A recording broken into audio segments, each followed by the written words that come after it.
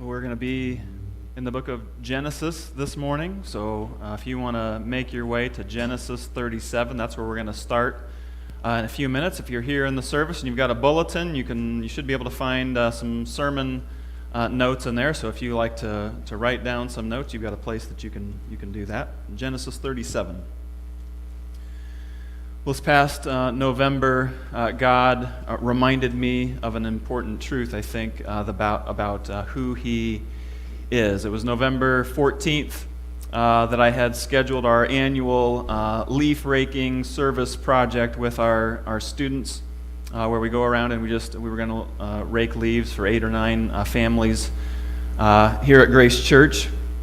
I woke up in the morning to kind of look at the weather forecast. We're going to start at about 9 o'clock, and it said at 9 a.m. that there was a 100% chance of rain. If you looked on the radar, there was kind of a big green blob of rain that was coming through, but it was supposed to pass through pretty quickly and be gone. So I debated for a little while, should I bring everybody out and have it pour for a half hour or an hour and everything be soggy and go and rake leaves, or should I just cancel? And I think it'd been, in the last 5 years, I think we've probably canceled 2 or 3 times, so it kind of layered on top of that, like, oh, I really don't want to cancel this year. But it was obvious, it seemed like that it was going to rain, and so after thinking about it for a while, I just decided to cancel. 9 o'clock came, no rain. So I started to pray, God, make it rain so this decision doesn't look like such a crazy decision to make. 10 o'clock came, no rain. About 10:30, I started feeling kind of guilty, and so decided to take a few of my kids, and there were some other kids at our house that morning, took a handful of our kids, and we went up to Judy Carlson's house, and we were going to rake leaves because she only lives about 5 blocks from our house. And no kidding, as soon as I hit the garage door button and was about to walk out the door, it started to sprinkle. And I thought in that moment, God, we're trying to do something good today. You're in control of the weather.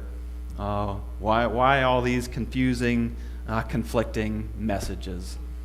It really didn't end up raining. It just sprinkled a little bit. We were able to do Judy Carlson's yard, but I kind of debated with God throughout the rest of the day how I thought that morning should have went, but God reaffirmed in my heart and in my mind a really, really important truth, and I felt Him saying to me, I am in control. That experience was frustrating. I think like all of us, for me, it was very frustrating because I want to be in control of my own life. I prefer life to be plannable, predictable, and ultimately, therefore, peaceful. No chaos, no confusion, just logical answers and workable solutions. And I think that's how a lot of us would like life to go. For 10 years, Marianne and I had a golden retriever named Daisy. Daisy was a great dog, but there was a number of times that she was completely out of control. I got a few pictures of Daisy here. We first got her, we got Daisy before we even had kids, but there's a couple pictures in there of Daisy with Caleb and Zachary. One of Daisy's bad habits was, and I think this is true of a lot of dogs, as soon as you open the front door, she just looked for every opportunity she could to bolt out the door and run around the neighborhood. And if Daisy ever got free, if she ever got loose, she was gone for a long time. She would not come back willingly for a very, very long time. I did discover that Daisy liked going for car rides more than she liked being outside, because if she would get outside and I couldn't get her to come back, if I got in the car, drove to where she was at, I could open the door and say, Daisy, you want to go for a car ride? And she would jump right in, and she knew she didn't figure out that we were going right back to the house, but she would often jump right into the car. And I'll be honest, whenever Daisy got outside, off of her leash, out of my control, it really drove me crazy. It was maddening. It made you really upset. I'm sure several of you have dogs, and you probably have an experience like that. Well, most of us like our lives to be on a leash. We want to be able to hold tight and be in complete control of our lives. We want to be able to dictate the direction that we go, when we go there, and how we do it. We like our lives to remain safe and predictable, secure, strapped tight to our arm when we're familiar, and when we're in our own personal comfort. We like to kind of stroll through life, and if life gets out of control, we've got that leash to kind of tug on it and pull back and get it back under control. If life gets too confusing or too unpredictable, then we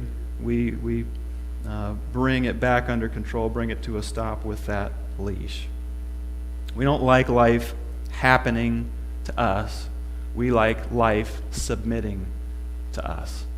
And I think it's a very common experience for all of us. There's really no area of our lives we don't try to control, and yet life seems to slip out of our hands, off of the leash, and kind of run out of control at times. Whether it's medicine that doesn't relieve our pain, or a surgery that doesn't cure our disease, income that no longer pays our bills, or a broken relationship that we cannot fix, once our life is off of its leash and it's out of our control, it kind of drives us crazy. It makes us fearful, makes us angry, makes us upset. We want to be in control. If there's one truth that I think God genuinely wants us to be more aware of as a result, I think, kind of 2020, but as we move into 2021, it's that when our lives get out of control, God is still 100% in control of every aspect of our lives. So this morning, we're going to see from God's Word that life is never outside or beyond God's control.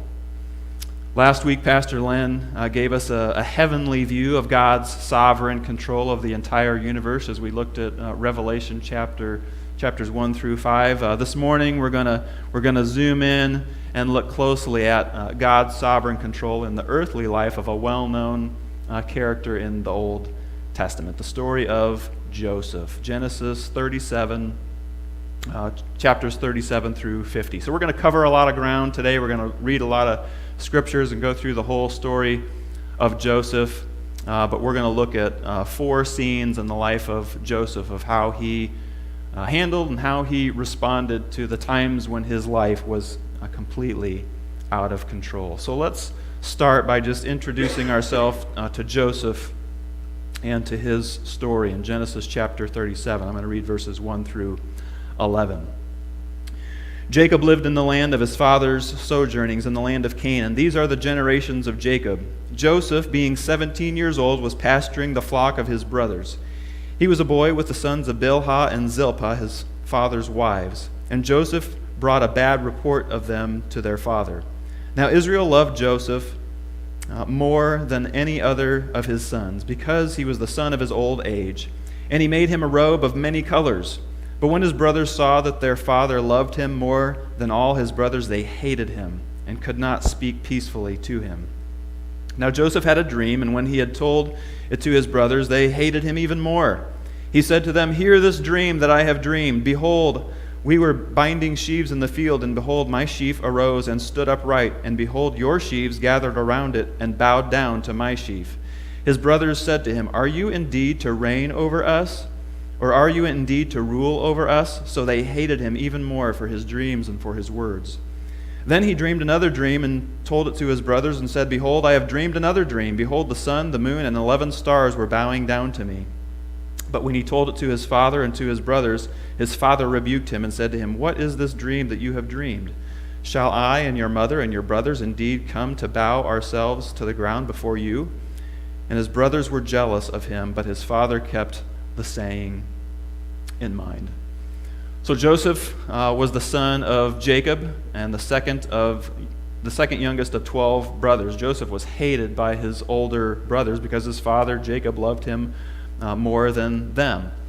Because Jacob loved Joseph more than his other sons, he made him a special robe of many colors. To make his brothers and family even more jealous, Joseph shared 2 dreams with them, predicting that he would rule and reign over them and that they would one day bow down to him. And Joseph's brothers' hatred and jealousy of him caused them to conspire to kill him. And they came up with this plan to throw him into a pit where he would be defenseless and he could be devoured or killed by some type of an animal. This plan seemed favorable until Judah came up with a more gracious plan where they wouldn't kill him, they wouldn't be guilty of his death, he would be gone out of their lives, and they would actually profit from him being gone. And so they decided to sell him into slavery. So Joseph's brothers lifted Joseph out of the pit, sold him to Ishmaelite traders from Midian, who took him to Egypt and sold him a second, who took him to Egypt and sold him a second time to an Egyptian officer named Potiphar. So at the age of 17, Joseph was a young man, a teenager. Joseph had his first experience with life being completely out of his control. At no fault of his own, he was unjustly driven away from his family and life as he knew it as a shepherd. Joseph was expelled from all that he was familiar with and forced to live a life of slavery and servitude among a people of a different culture. It's reasonable to think that Joseph was completely confused and questioning God's goodness in his life. When our lives take an unexpected, unplanned, unwanted, or unpleasant turn, it's easy to doubt the goodness of God. In those moments when life slips out of our control just beyond our ability to make it right, it's especially easy to begin questioning God and doubting whether he really knows what he's doing. So this morning we're going to answer the question, how are we to respond in these moments in life when things get out of control? What do we do when life happens to us and it takes us in a difficult direction that we didn't really choose to go for ourselves?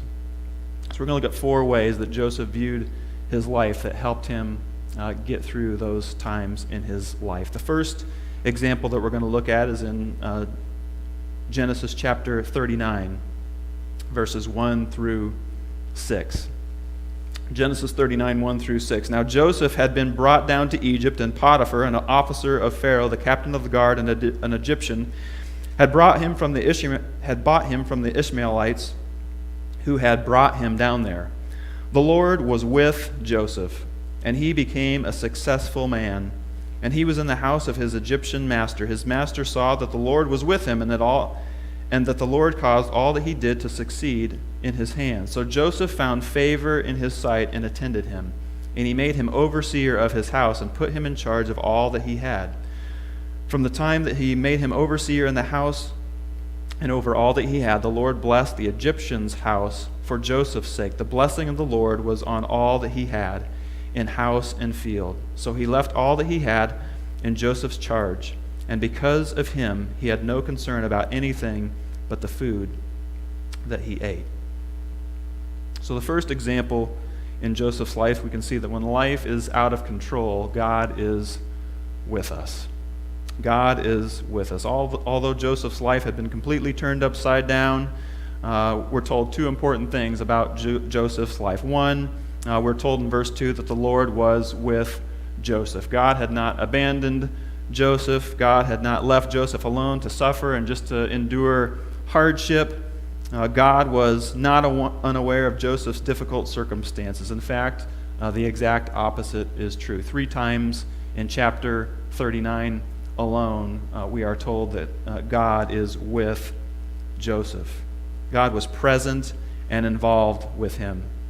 Not just in this first difficult circumstance, he was with Joseph throughout his entire life.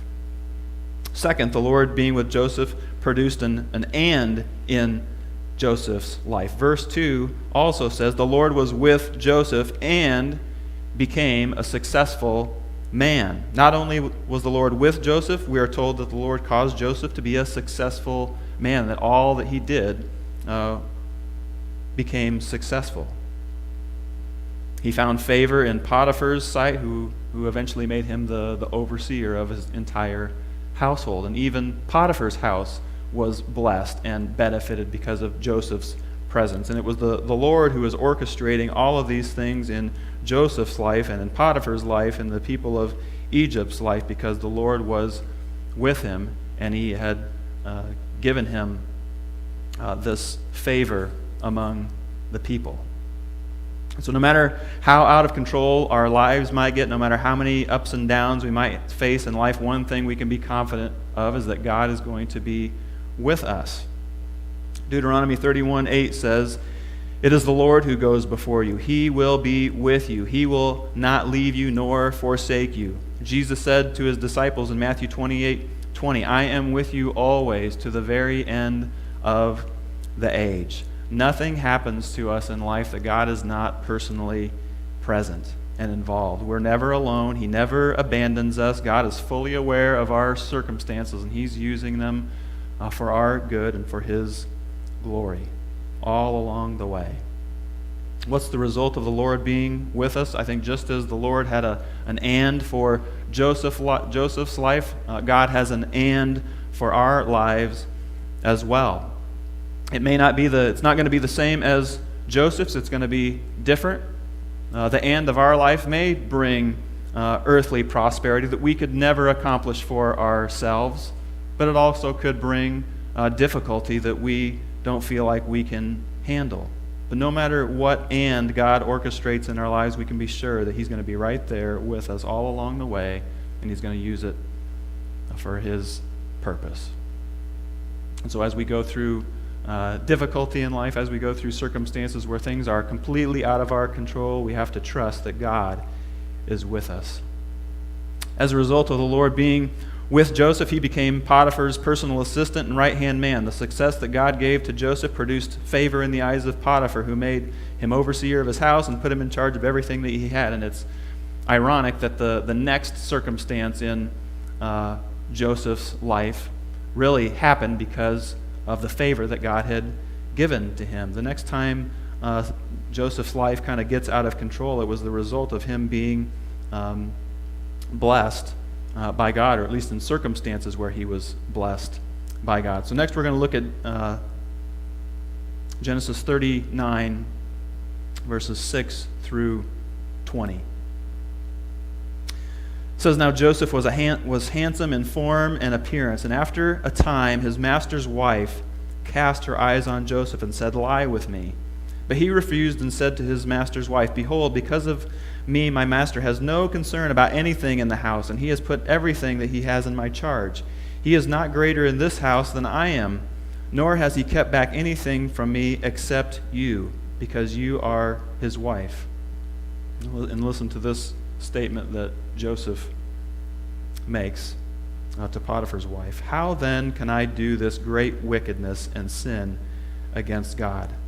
And as she spoke to Joseph day after day, he would not listen to her to lie beside her or to be with her. But one day when he went into the house to do his work, and none of the men of the house was there in the house, she caught him by his garment, saying, "Lie with me." But he left his garment in her hand and fled, and got out of the house. And as soon as she saw that he had left his garment in her hand and fled out of the house, she called to the men of the household and said to them, "See, he has brought among us a Hebrew to laugh at us. He came in to me to lie with me, and I cried out with a loud voice." Now skip down to verse 19. "As soon as his master heard the words that his wife spoke to him, 'This is the way that your servant treated me,' his anger was kindled. And Joseph's master took him and put him into prison." So the second example we can see from Joseph's life is when life gets out of control, don't give in to temptation. We don't give in to temptation. After Joseph had spent some time working in Potiphar's house, Potiphar's wife began to make advances toward him. The first time Potiphar's wife propositioned Joseph, he responded to her with this question in verse 9. "How can I do this great wickedness and sin against God?" The second time Potiphar's wife propositioned Joseph, in verse 12 it says that he left his garment in her hand and he fled and got out of the house. And when Potiphar's wife saw that Joseph wasn't going to accept her advances, she maliciously ruined his reputation and got him put into prison. Why would God allow something like this to happen? In a moment when Joseph could have privately sinned and possibly no one would have known about it, he chose to live with integrity and do the right thing. Not only does Joseph resist this temptation and avoid sinning against God, he's the one who ends up getting punished for it.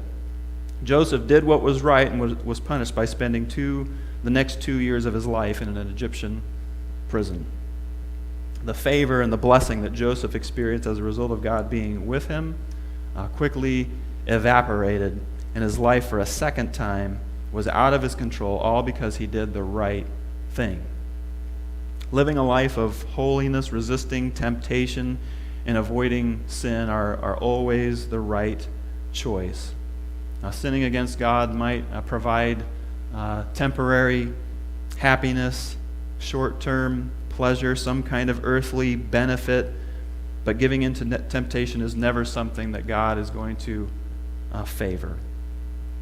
As Christians, we need to make God-honoring choices and live with moral integrity, even if our righteous behavior is the thing that ends up throwing our lives more out of control.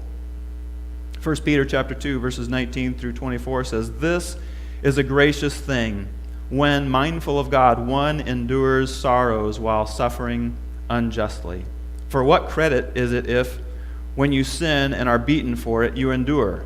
But if when you do good and suffer for it, you endure, this is a gracious thing in the sight of God. For to this you have been called, because Christ also suffered for you, leaving you an example so that you might follow in his steps. He committed no sin, neither was deceit found in his mouth. When he was reviled, he did not revel in return. When he suffered, he did not threaten, but continued entrusting himself to him who judges justly."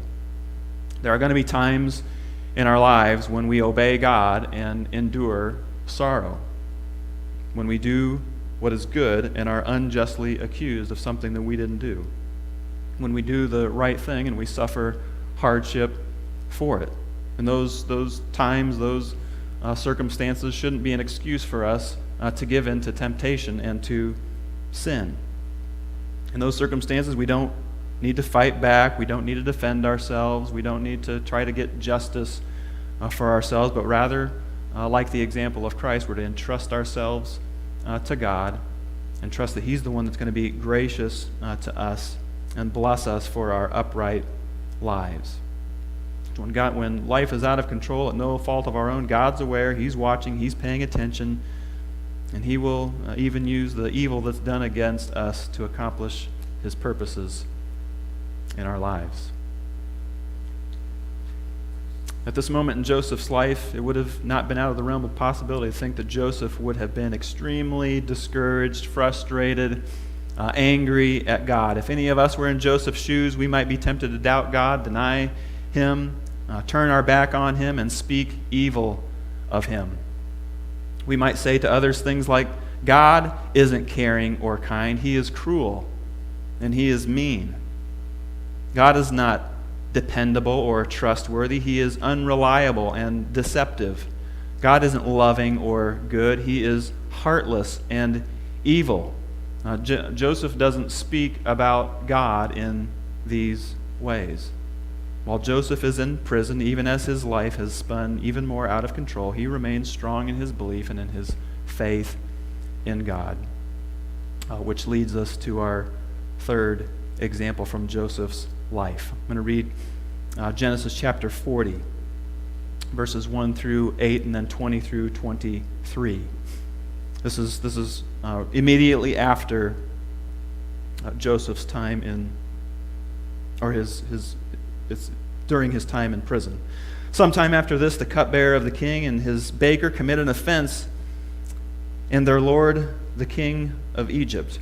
And Pharaoh was angry with his two officers, the chief cupbearer and the chief baker, and he put them into custody in the house of the captain of the guard in the prison where Joseph was confined. The captain of the guard appointed Joseph to be with them, and he attended them. They continued for some time in custody. And one night they both dreamed. The cupbearer and the baker of the king of Egypt, who were confined in the prison, each his own dream, and each dream with its own interpretation. When Joseph came to them in the morning, he saw that they were troubled. So he asked Pharaoh's officers who were with him in custody in his master's house, "Why are your faces downcast today?" They said to him, "We have had dreams, and there is no one to interpret them." And Joseph said to them, "Do not interpretations belong to God? Please tell them to me." And then verses 9 through 19, the chief cupbearer and the baker tell Joseph their dreams, and Joseph interprets them for them. I'm going to go down to verse 20.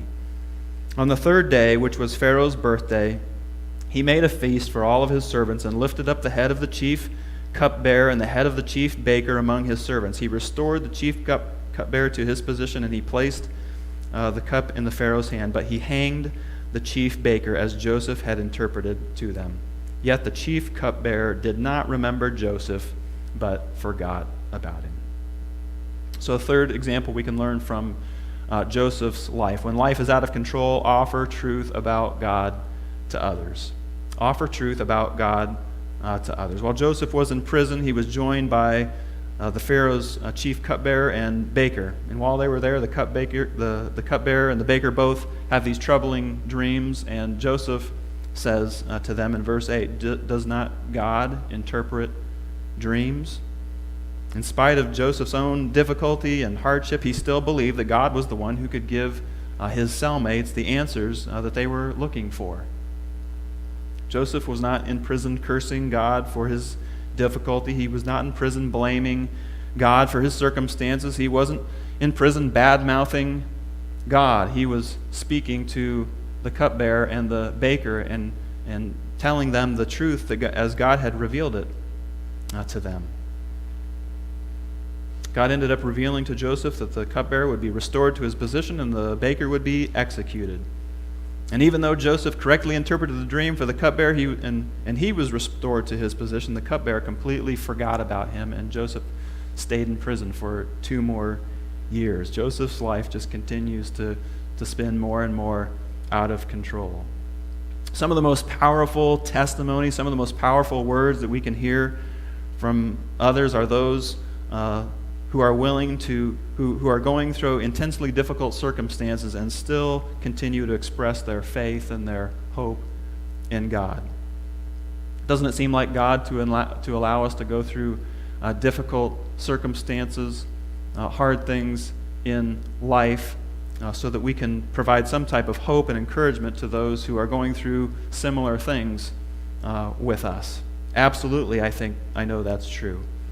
Paul said in 1 Peter, Peter said in 1 Peter 3:15, "In your hearts honor Christ the Lord as holy, always being prepared to make a defense to anyone who might ask you for a reason for the hope that is in you."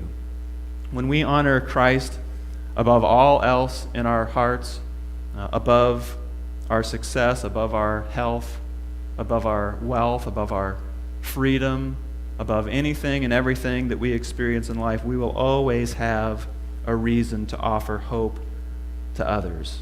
Jesus is the reason for our hope in the best of our circumstances, and he's still the reason for our hope in the worst of our circumstances. And if there's anyone in our lives that God has allowed to join us in some prison of hardship or difficulty, suffering, he's intentionally placed them there so that we can speak the truth of God's love, his mercy, his compassion, his goodness, his power, his strength.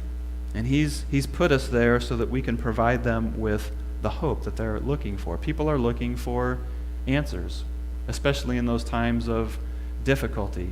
And I think God allows us to travel that same path so that we can speak hope into other people's lives. So when we're going through something difficult and we feel like our lives are out of control, we should look around, see who it is that God has put into our lives that we can offer some words of encouragement and hope and offer them truth about who he is to others. After about 13 years enslaved in Potiphar's house, including 2 years of unjust imprisonment, Joseph's life begins to go in a different direction finally. At the age of 30, Joseph is summoned out of prison and interprets Pharaoh's dreams, predicting 7 years of abundance followed by 7 years of famine in Egypt. In addition to interpreting Pharaoh's dreams, Joseph offers a plan to store and distribute food during the future years of famine. As a result of Joseph's interpretation and plan, Pharaoh promotes him, Joseph, to second in command, where he spends the next 14 years administrating the plan that God had given to him.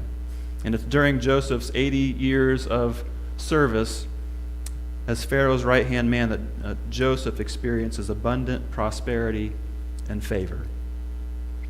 During the 7 years of famine, 10 of Joseph's brothers traveled from Canaan to Egypt to buy food as a result of the severe famine that was going on in the land. And in the process of buying food, Joseph's brothers bowed down to Joseph, just as he had predicted decades before. Joseph eventually reveals who he is to his brothers, and they, his father Jacob, and his entire family move to Egypt, where God protects them from the famine and causes them to prosper. After Joseph is reunited with his family and his father Jacob dies, he shares with his brothers why God allowed him to experience a life that was completely out of his control. And this is where we see the final example from Joseph's life about how he responded and his perspective on why God allowed him to go through such difficult circumstances. I'm going to read Genesis chapter 45, verses 3 through 8, and then Genesis 50, 15 through 21. Genesis 45, and Joseph said to his brothers, I am Joseph. Is my father still alive? But his brothers could not answer him, for they were dismayed at his presence. So Joseph said to his brothers, Come near to me, please. And they came near, and he said, I am your brother Joseph, whom you sold into Egypt. And now do not be distressed or angry with yourselves because you sold me here, for God sent me before you to preserve life. For the famine has been in the land these 2 years, and there are yet 5 years in which there will be neither plowing nor harvest. And God sent me before you to preserve for you a remnant on earth, and to keep alive for you many survivors. So it was not you who sent me here, but God. And then the very last chapter of the book, Genesis chapter 50, verses 15 through 21. When Joseph's brothers saw that their father was dead, they said, It may be that Joseph will hate us and pay us back for all the evil that we did to him. So they sent a message to Joseph saying, Your father gave this command before he died. Say to Joseph, Please forgive the transgressions of your brothers and their sin, because they did evil to you. And now, please forgive the transgression of your servants, of the God of your father. Joseph wept when he spoke to them. His brothers also came and fell down before him and said, Behold, we are your servants. But Joseph said to them, Do not fear, for am I in the place of God? As for you, you meant evil against me, but God meant it for good, to bring it about that many people should be kept alive as they are today. So do not fear, I will provide for you and your little ones. Thus he comforted them and spoke kindly to them. So the final example we can learn from Joseph's life: when life is out of control, trust that God has a bigger purpose. God has a bigger plan for our lives than we could ever imagine. At these two different times in Joseph's life, he offers two profound explanations to his brothers for the path that he had been on in life. First, when he revealed his identity to his brothers, he says in chapter 45, God sent me before you to preserve for you a remnant on earth and to keep alive for you many survivors. So it was not you who sent me here, but God. Joseph believed that the God of the universe was the one who had sent him into every circumstance of his life. Joseph didn't choose mistreatment and injustice. God had chosen that in Joseph's life. Joseph didn't choose slavery. God did. Joseph didn't choose prison. God had chosen that for Joseph. Joseph didn't choose his own success.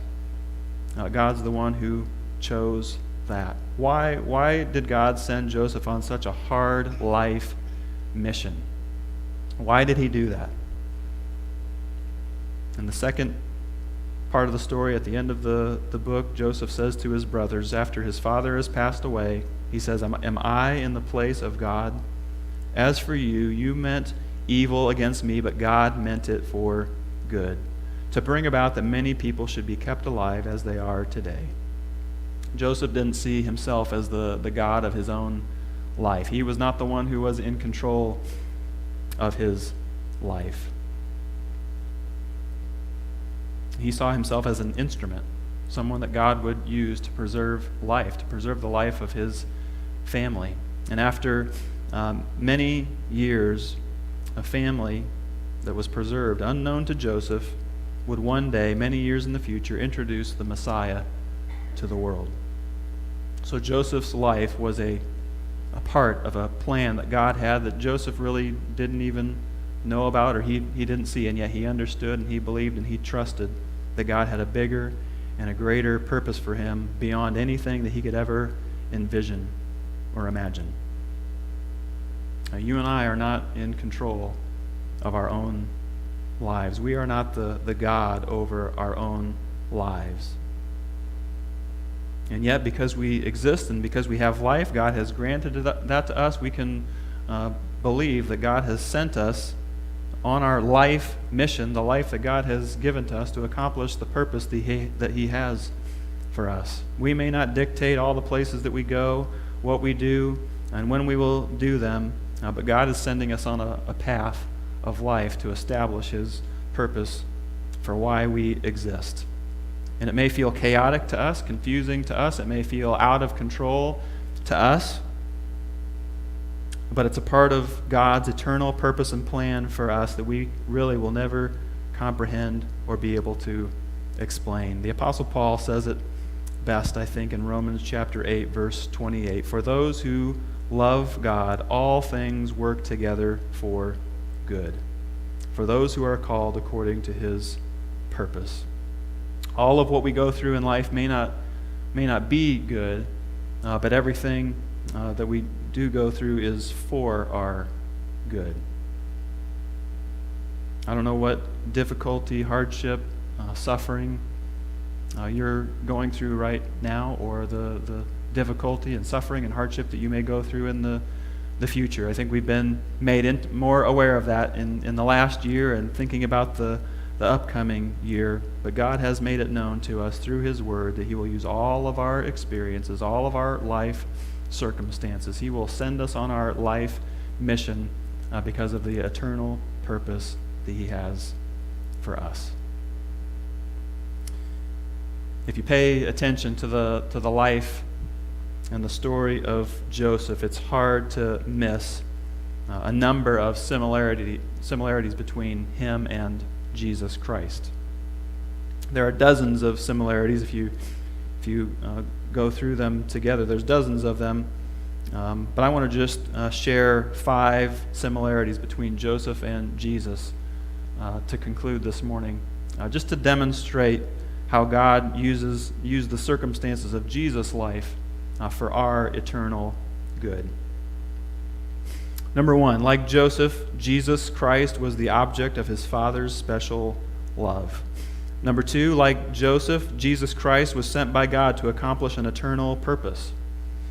Number 3, like Joseph, Jesus Christ was ridiculed and rejected by His own people. Number 4, like Joseph, Jesus Christ was unjustly endured pain and suffering in order to save His people. And then 5th, like Joseph, Jesus Christ rules and reigns, and one day everyone will bow down in worship of Him. Jesus Christ is the one who endured the most difficulty, the most hardship, the most suffering that a human being could experience in His 30 years of life. But here's the truth that I think is so amazing. There was not one moment, there was not one part of Jesus' life that was outside of God's control. God orchestrated our salvation, this good that God has given to us through Jesus Christ, through His life of humility, temptation, rejection, mistreatment, difficulty, hardship, pain, suffering, death. God used all these circumstances in Jesus' life so that you and I could experience the blessing and the goodness of salvation.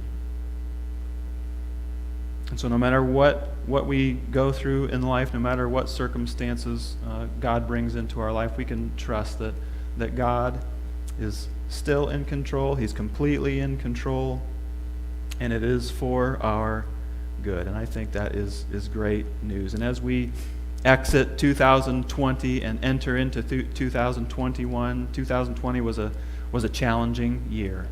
And we'd like to think that 2021 will be better, but we don't know what it has to offer. But we can know that no matter what circumstances 2021 brings, God's got them all under control. And we still have the message of Jesus Christ to believe and trust that he offers to us salvation through his life. And it's for our good. That is good news. Worship team, if you want to come on up to the front, I'm going to pray, and we'll conclude our service by responding in worship together. Let's pray.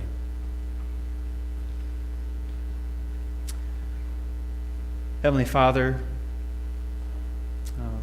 we are not in control of our own lives. We like to be in control. We want to be in control, and yet so many things happen to us that just are beyond